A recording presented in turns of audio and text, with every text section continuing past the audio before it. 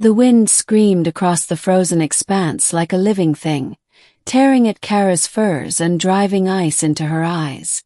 She squinted through the blizzard, breath-forming clouds that froze the instant they left her lips. Somewhere out here, beyond the white, beyond the howl of winter, was the man she had been tracking for 2 days. The villagers called him Roran the Ghost, a smuggler, a thief, a murderer if the stories were true. But Kara wasn't here because of stories. She was here because the chieftain had promised gold if she brought Roran back, dead or alive. And Kara was a hunter who had never failed. She knelt in the snow, studying the faint impressions beneath the drift. Footprints partly filled with ice. Human. Leading north, toward the coast where the sea ice broke into black water. Her heart thudded once, sharp and cold. She rose, adjusted the spear strapped to her back, and pushed forward. The tracks lead north. The storm eased by dusk, leaving behind a bruised purple sky. The tracks became clearer as Kara moved closer to the shoreline, her breath quickening when she saw something in the distance. A thin column of smoke curling into the air. Camp. She crouched low, crawling up a ridge of snow until she could see below. There, tucked against a jagged outcrop of ice, was a small fire, crackling weakly against the wind. Beside it sat a man, broad-shouldered, dark-haired, sharpening a long knife with slow, deliberate movements. His head was bare despite the cold, as though the bite of winter didn't dare touch him. Roran. At last. Kara's gloved hand tightened around the hilt of her spear. She could take him now, an arrow from the ridge, quick and silent. But something made her pause. Because the man wasn't alone. Just beyond the fire, half in shadow, was the sleek shape of a seal lying on the ice.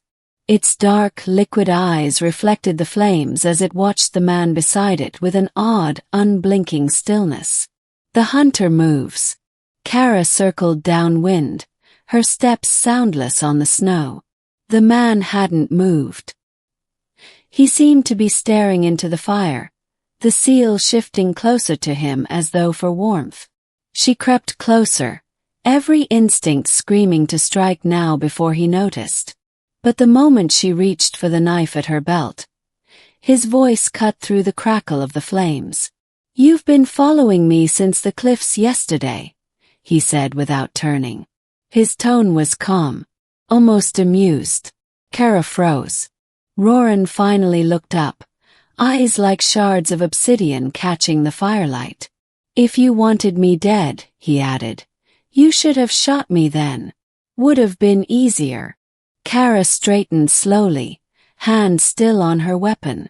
"Roran the Ghost," she said. "You're coming back with me." At that the man actually smiled. A stranger and his seal. He rose to his full height, the knife glinting in his hand. The seal shifted again, making a low, throaty sound that Kara had never heard from an animal before. Protective, almost like a warning. "I'm not going anywhere," Roran said.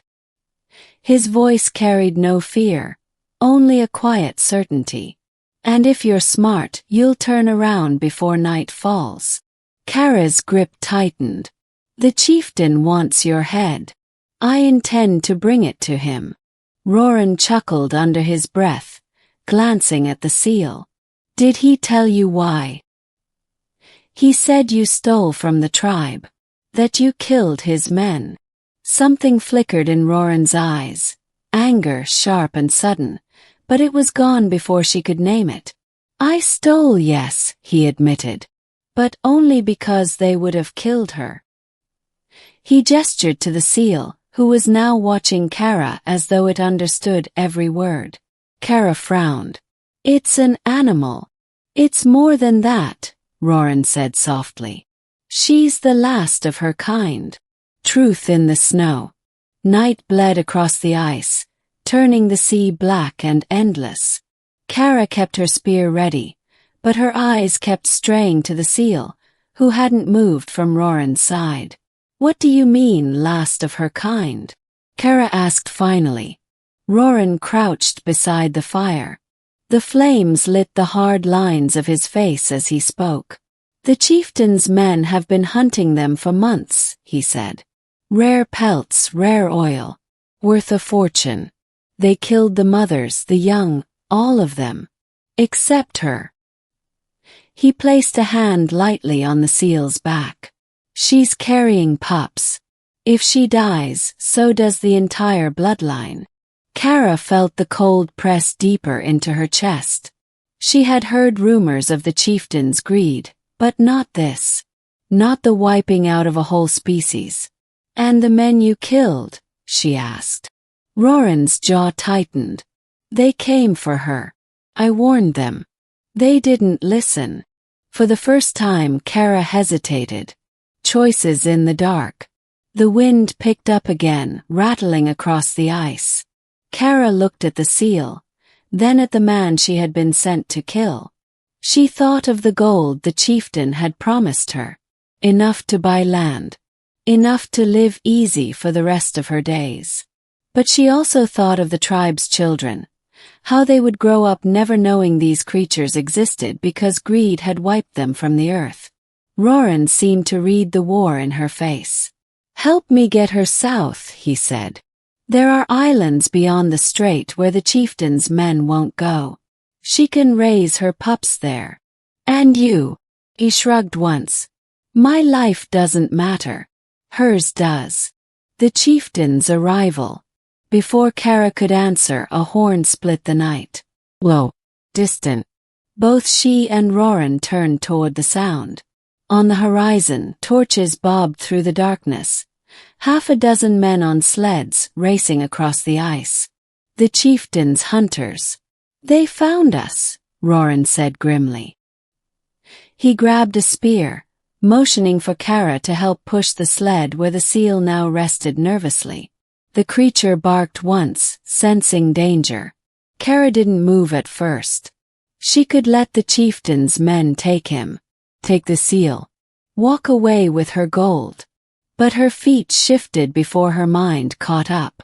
Together, she and Roran shoved the sled toward the distant cliffs where the ice broke into narrow channels of black water. The torches grew closer. Shouts rang across the frozen dark. Flight across the ice. Arrows hissed past them, one splintering the sled's frame. The seal cried out as Roran whipped the runners faster. Kara spun, loosing a spear at the nearest torchbearer. The man fell with a shout, his light snuffing into the snow. Roran glanced back in surprise. You're helping me. Shut up and keep moving, Kara snapped. They reached the cliffs just as the hunters closed in. Roran shoved the sled to the edge where dark water lapped below. Go, he shouted to the seal. The creature hesitated, then slipped into the waves with a grace that belonged to another world. The last stand. The chieftain's men surrounded them before Roran could follow. Kara stood at his side, spear ready. The chieftain himself rode forward, face twisted with fury. Kill the man, he snarled. Bring the hunter back alive. I'll deal with her betrayal myself. His men advanced. Kara and Roran fought like cornered wolves, the clash of steel and the screams of men echoing across the cliffs. One by one the hunters fell until only the chieftain remained, backing toward the edge as Roran's blade pressed to his throat. Call them off, Roran growled. But there was no one left to call. Dawn over the water. By morning, the chieftain lay dead on the ice. The surviving hunters fled, their torches vanishing into the white horizon. Kara stood beside Roran, both streaked with blood and snow, watching the black water where the seal had disappeared.